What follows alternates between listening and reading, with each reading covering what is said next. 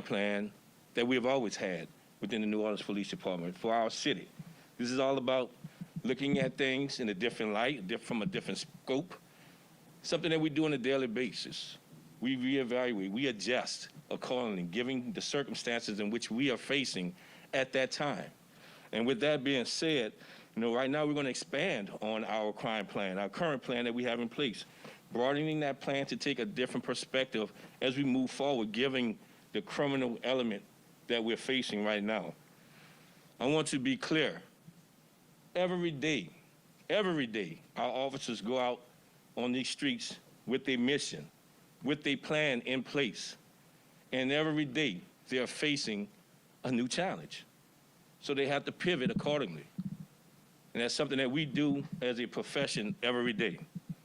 So through the pandemic, cyber attack, building collapse, natural disaster, and everything in between, the men and women of this department, the New Orleans Police Department, has shown up every day and persevere. And I want to thank them for all that they do to support this department and to serve this city. Our mission of violence reduction has not changed, but we have identified different ways to address some of the violence that we're seeing today. I'll give you a few examples. We're taking the necessary steps to enhance and augment our VCATE unit, which is our Violent Crime Abatement Investigation Team. We're going to enhance that with some partnerships at the federal and state level. Speaking to it today, but we'll be giving you more information within the next week or two as to how that will actually look. We're going to be enhancing our district community action team, situational response team, bringing a proactive piece to each district. We've always been proactive on our platoons, but now we're going to create a unit in every district that is specifically responsible for a proactive role in addressing violent crime. We will be expanding the scope of our crime analytics unit. Additional analysts will help us to be more reliable or receive more reliable intelligence and data that can be used on a daily basis for our investigators to identify gun violence hotspots, prolific gun offenders, and criminal networks. And as I said, we will continue to work with our local, federal, and state partners to enhance these things. So as a matter of protocol, I will not get into the details, but I will speak highly on what we are looking at.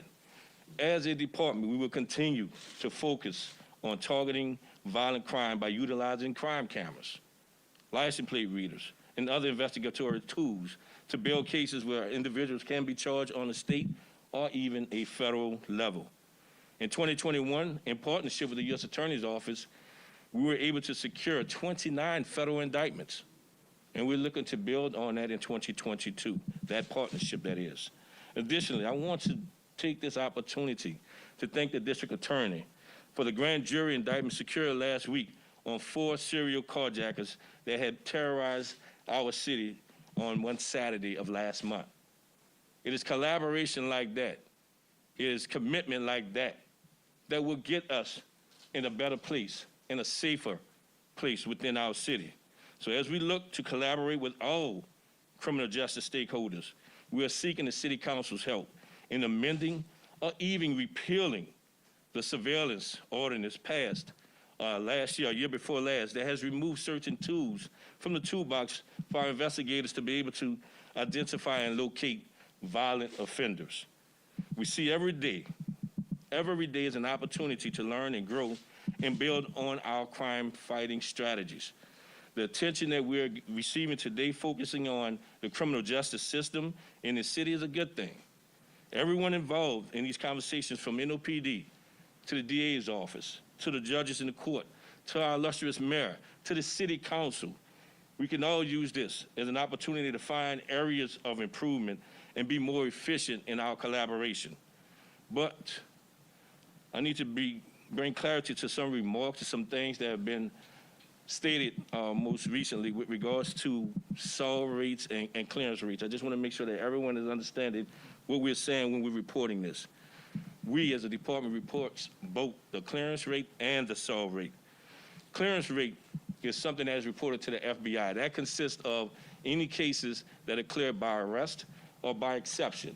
When I say by exception, someone may be already arrested or in custody in another jurisdiction where we cannot formally charge them in the city of New Orleans. So it is clear by exception at that point in time if they're going to be there for an extended period of time, or if that individual is deceased and has been identified for the crime. Now, when we talk about assault rate, that is clear by warrant, clear by arrest, and clear by exception. Since the 1990s, the New Orleans Police Department has always reported assault rates since CompStat was created in the early 1990s. And the reason for doing that, assault rate includes, again, clear by exception, clear by arrest, clear by warrant. The reason we count the clear by warrant and keep tracking of that is to make sure that we're being effective and efficient. This is a measuring tool for us to gauge what our detectives are doing or not doing in solving crimes. So yes, absolutely, we do count clear by warrants. But going forward, we will continue, as we have been doing, publicly giving you data on clear by clearance rates, as well as clearances or data on assault rates. Next, I would like to just reiterate to everyone, mainly you, the public, reducing violent crime, specifically gun violence in the city of New Orleans is our top priority. I think in seizing over 2,000 guns last year, compared to just over 1,000 in 2020, is one example of that commitment.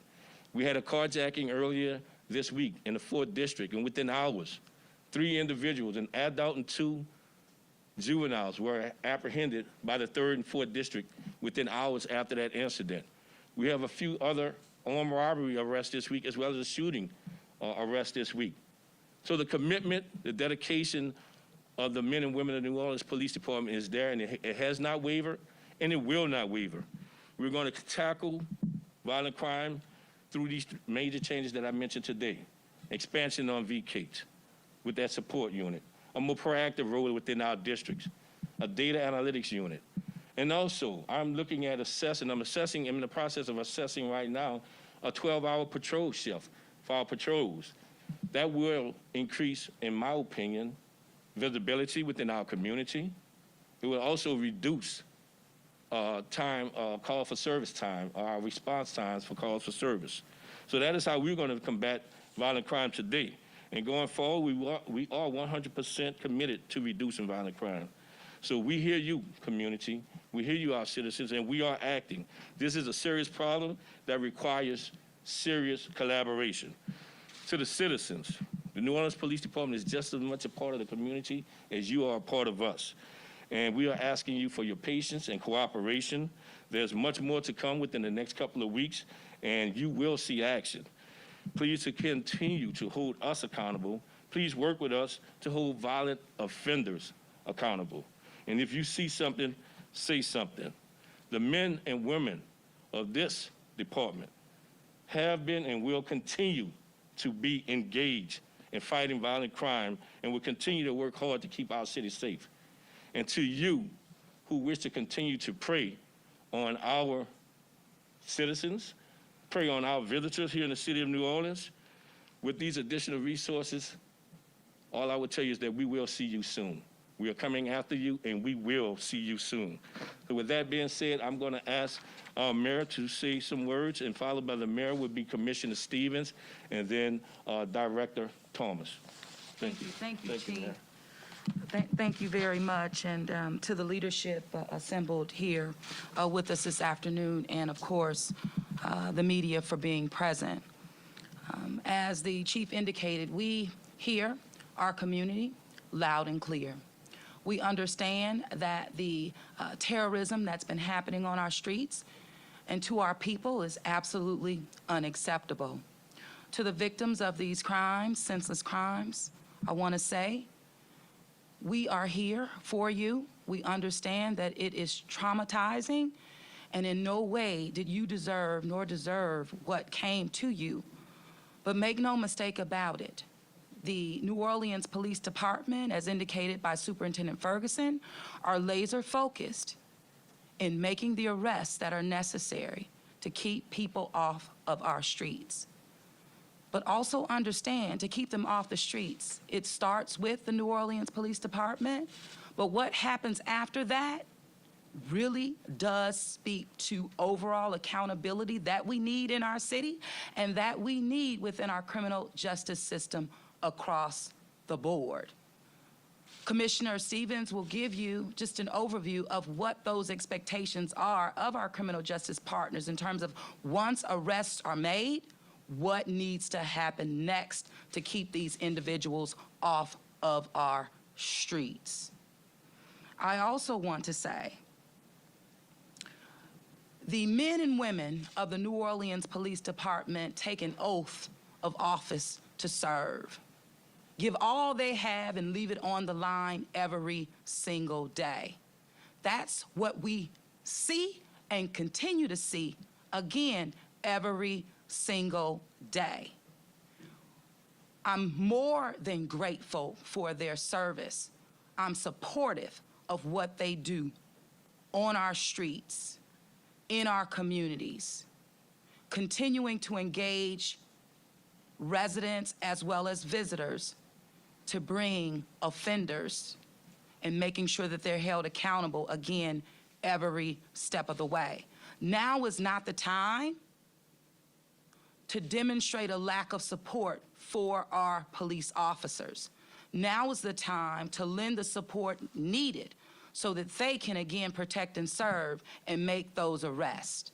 In addition to that, now is the time to ensure accountability happens across the board. This is what we've been saying time and time again.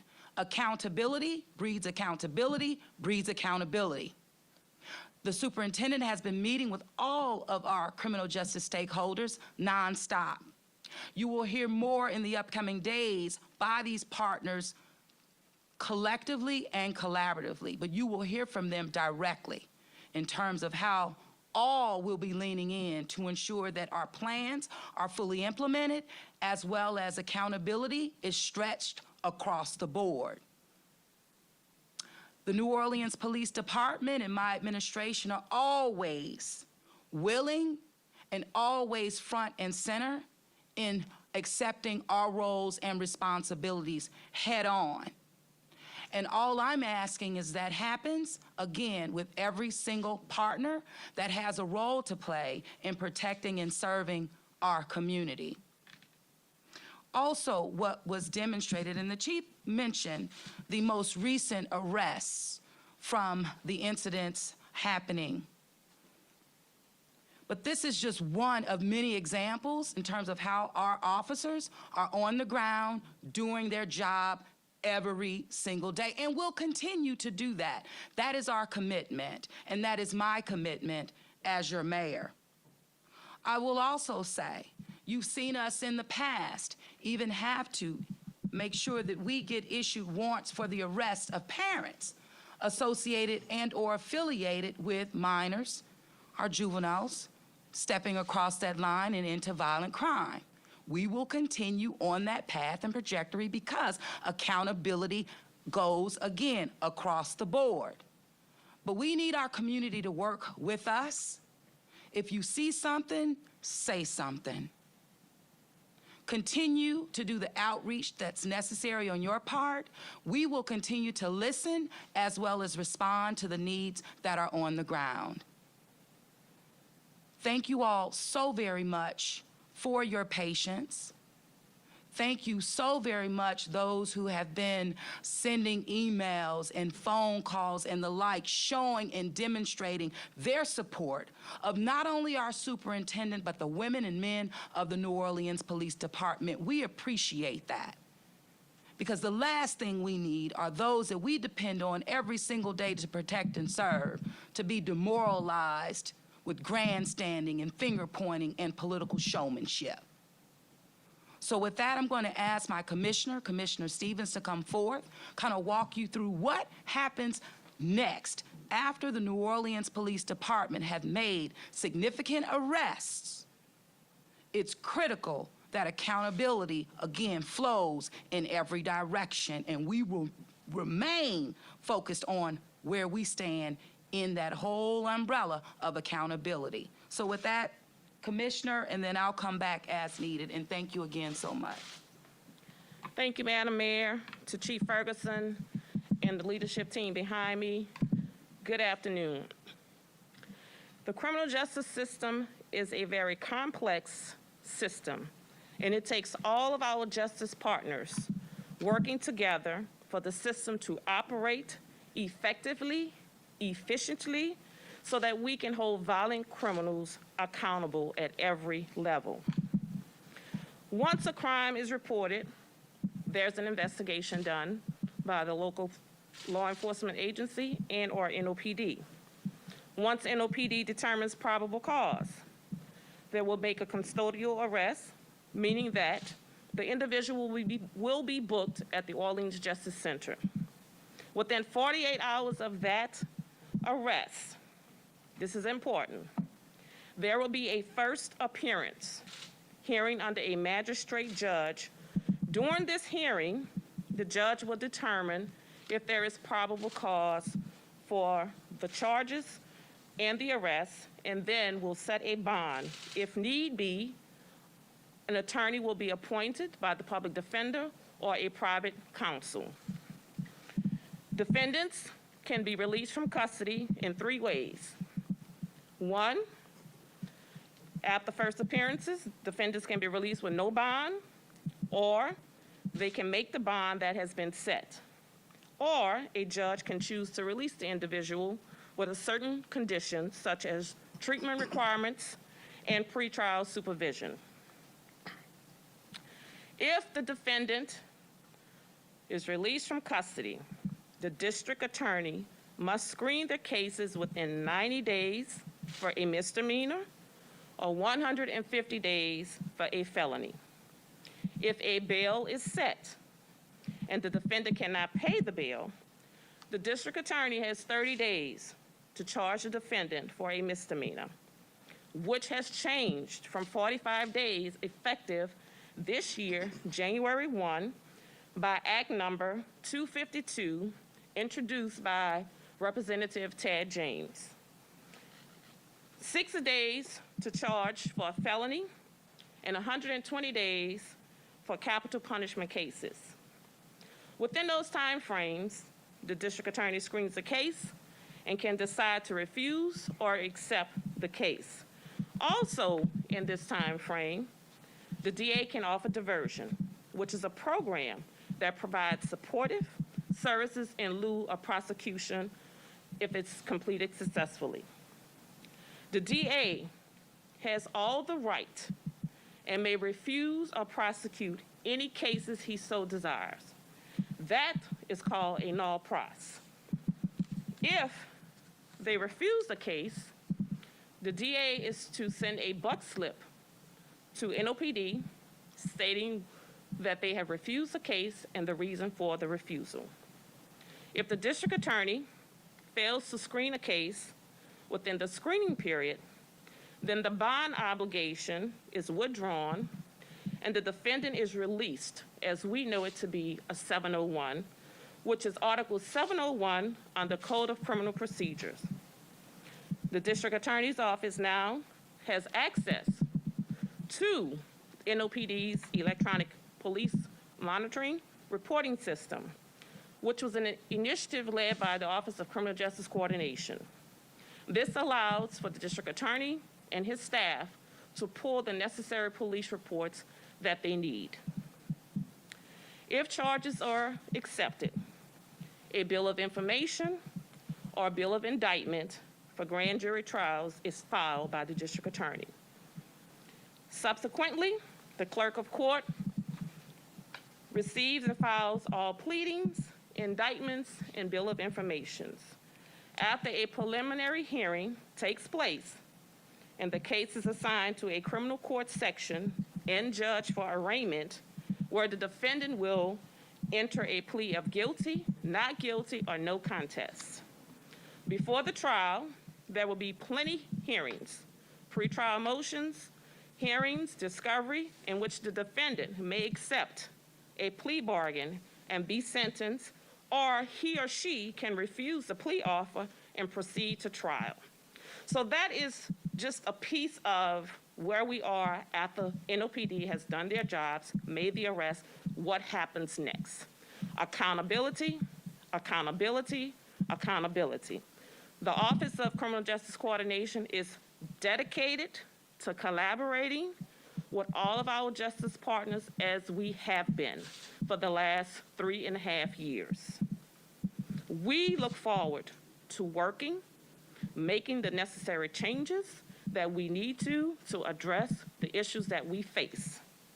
My office and this administration will continue to stay focused, do the work as we have been called to do, and we're all in this together, so we must work together.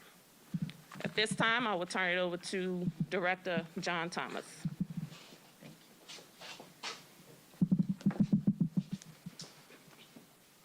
Good afternoon. I'm here to discuss how the Real-Time Crime Center play an important role in assisting New Orleans Police Department in fighting crime.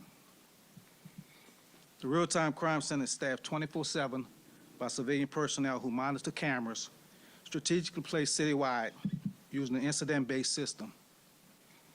The cameras are placed in public right-of-ways to assist with investigations and to enhance public safety. The camera system is activated when a 911 call is placed or when an officer initiates an incident number. Cameras in the immediate area activate so the technicians that sits at the RTCC terminals can immediately view the area of the emergency and provide critical information to the responding officers in real time. The cameras also capture the video on the front end and can be downloaded to the secure evidence platform for the officer to be used as evidence in a case. The procedure allows for the chain of custody to be maintained to show an audit trail to ensure evidence is not altered. The officer and or detective may also request the RTCC technician to check for video if they get a call of a possible crime. For example, a shooting happened, a person showed up at the hospital, they say it happened at a particular intersection. The detective can go back and review video camera if there's a camera in the area, and they can pull down the video and try to determine what happened, and that's part of the investigation. The benefit of having this video is that it may allow the officer or detective to view what occurred just before or just after the crime took place.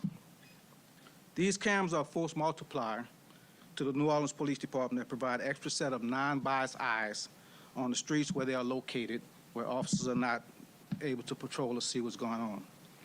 The RTC footage has provided relevant evidentiary footage in over 70% of the cases where video was requested.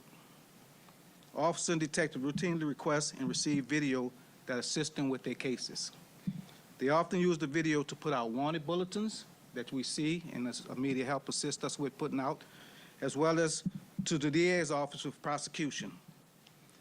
The RTCC camera system is an invaluable tool for the police department to help make arrests and prepare the best possible case for the DA office to prosecute. Thank you. Thank you, Chief. Thank you. Thank you, Director. So in closing, we're here collectively, as we as a department look at our plan on a daily basis, and we reevaluate, we adjust, we reassess. And as you can see, we are standing here today collectively to speak to our investment and what we're willing to do. And it's not just us here who you see standing here today. We have numerous stakeholders throughout the criminal justice system at the local, state, and federal level that we're looking forward to working with even more than ever, given the gravity of the situation, because this is a very serious situation. And as I said before, this serious situation, these serious challenges that we're facing right now requires serious collaboration. And I think you would start seeing that over the next few days or weeks to come. With that being said, Gary, I'll answer any questions that may be asked as best as I could. Could you expand a little bit on the multi-agency approach? What agencies are going to be involved? Are you going to have the power to arrest? Again, I want to keep it high level until we're ready to speak to that, but I have met with my partners at the local, state, and federal level, and when appropriate, once we have done our due diligence internally, we will come out collectively, and then you would know exactly who is involved. But I can tell you, there's a lot of support that this city has with regard to ensuring the safety of this city, and we're going to see that in the very near future. Chief, you spoke about expanding DK and expanding those district community action teams. Those district teams sound to me a little bit like the old district task force. Will you need to get that approved by the federal monitors, and how is that different from this old task force? So let me be clear. The federal monitors did not disband the task force. I did. And I did that as a result of what we were dealing with, challenges we were dealing with on the supervision level. I am very comfortable where we are now with supervision. I think our monitors are as well. But we are definitely looking at how we could do it. It would be similar. It would not be called a task force. It's, again, District Community Action Team. It will be a proactive unit with specific goals, with a specific mission given to them by their district captain. Chief, when you talk about receiving more data, can you expand a little bit about what kind of data that you guys will be looking at in terms of solving these crimes? So, I mean, the data analysts, are you speaking to that? Yeah. So with the data analysts, they're going to be more embedded. Right now, we have a couple of data analysts, and they're here at headquarters, but we want to embed them more into our district with our district investigators so that they would have real-time information, real intelligence that can help lead or further their investigation as we try to solve these crimes. And the purpose is to try to solve these crimes before they elevate to a crime that can be a retaliatory crime as well. Thank you. I just wonder how you would characterize the uptick in crime that we're seeing right now, year to date from last year, this year, carjackings, homicides, non-fatal shootings, stabbings, armed robberies, all up. There are people in the community who call this unprecedented. Would you go that far? What is your characterization? I want to say it's unprecedented. Let me say this, too. I think I said this a year ago. I'm not a medical expert, but I look at what we're facing mentally, society-wise. You know, this global pandemic and the financial constraints that many have faced, and even looking at the homicides we had over the last month of January, many of which involve acquaintances, involve domestic violence. So, you know, there are a number of reasons as to why we're seeing what we're seeing now, but I want to also remind you that this is not something that's just unique to New Orleans. While we want to live in this bubble, it is a lot. This is happening across the country, and we're dealing with a braver, more brazen criminal. But we here collectively are working together to try to identify what we can do differently to make our city safer. Chief, were you able to expand at all on the surveillance request you're asking of the city council what it means for your department? So the surveillance ordinance, it has taken some of the tools out of the toolbox, meaning more or less tracking mechanisms, facial recognition opportunities, and we're working on a policy. We have a policy now that we want to present to ask the council to maybe codify that, which will put some accountability measurements in place to say so that facial recognition or any other technology won't be abused. But I think you've heard the DA as well as myself say before, technology is needed to solve these crimes and to hold individuals accountable for their actions. And we do have a Councilman Green who has been engaged and wants to take that on by request to amend that ordinance. And as we expressed when the council was taking up this ordinance, the superintendent and partners expressed the impact that it would have on our ability in terms of investigating, but utilizing technology as a force multiplier. So this was absolutely a tool taken away from our department, but in engaging members of the New Orleans City Council, like Councilman Green, who is looking at this and absolutely wants to partner to ensure that our officers have every tool at their disposal to bring forth definitely getting these criminals off the street and keeping them off of the street. That's the goal. You said you're considering 12-hour shifts for officers, are those all officers? It's mainly, initially I'm looking at my patrol division where I need that visibility in the field while officers are needed in the community. So I'm looking at initially the patrol division, but there are some other divisions or units I think will benefit from this as well, such as our crime lab technicians as well. So it's something that we're processing or doing a cost analysis, taking a holistic look at what we can do to implement that. Just a quick follow-up to that. How long will some of these things take to implement? Because obviously some people are worried right now if I go somewhere and might get carjacked? Well, I mean, every day we're adjusting, just like we shift our deployments on a daily basis within our district. We shift our deployments, our focus with VK, given the crime trends that we may have. So every day we're doing something different if it calls for us to do so. But the larger picture, meaning your 12-hour shifts and things of that nature, that's something definitely you have to take into consideration after Mardi Gras. Right now, we're preparing for Mardi Gras. And for the mayor, you talk a lot about collaboration, especially between the agencies. So what type of investment is the city doing with like community organizations to really get the boots on the ground to connect those dots all over the place?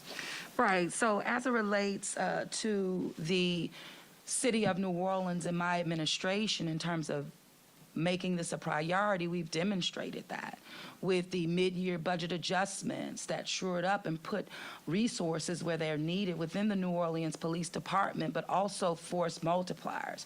One example of that are license plate readers, spending that $1 million, and they're now starting to be installed upon our Interstate I-10 because, again, we have just seen more acts of violence on the interstates. Also as it relates to recruitment and retention, as it relates to, and you talked about community, the direct inclusion of our New Orleans Police Department districts within the community. They have their ongoing meetings. So right now, there is a link between community and our New Orleans Police Department.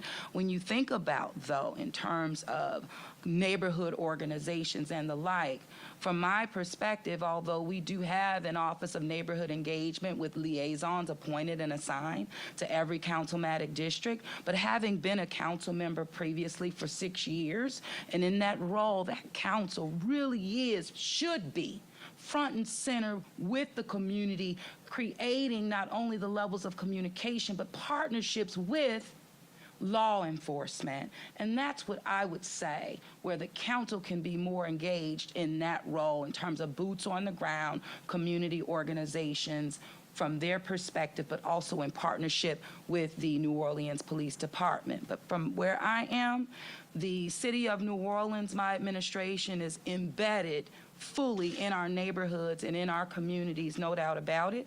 But it takes the spirit of collaboration, again, at every single level that alleviates finger pointing, but demonstrates that unified commitment to alleviating crime in our community and bringing justice where it belongs. We've got time for one more. Mayor, you've spoken about kind of accountability and kind of the rest of the criminal justice system. Who is failing to hold people accountable? Who is dropping the ball? Well, I think you understand that clearly when we talk about the New Orleans Police Department making arrests, but only seeing themselves time and time again rearresting the same individuals that they apprehended previously. So when the commissioner talked about 701s, those were cases that were released and that were not moved forward, only to again see that the individuals where the case was released is back out on the street killing people. You know, also when you look at no bond set, either no bail or low, that's evident. We've been pointing to that time and time again. When you think about no jury trials, having 4 in the past year, none this year, and none right now happening until March. So it's a collaborative effort and a responsibility when you talk about fighting crime in our community. That is what I'm asking for. Accountability across the board, but not removing myself nor the New Orleans Police Department, from that stakeholders group of accountability or partnerships. We're very much in the middle of it, but at the same time, we recognize that we can arrest all day long.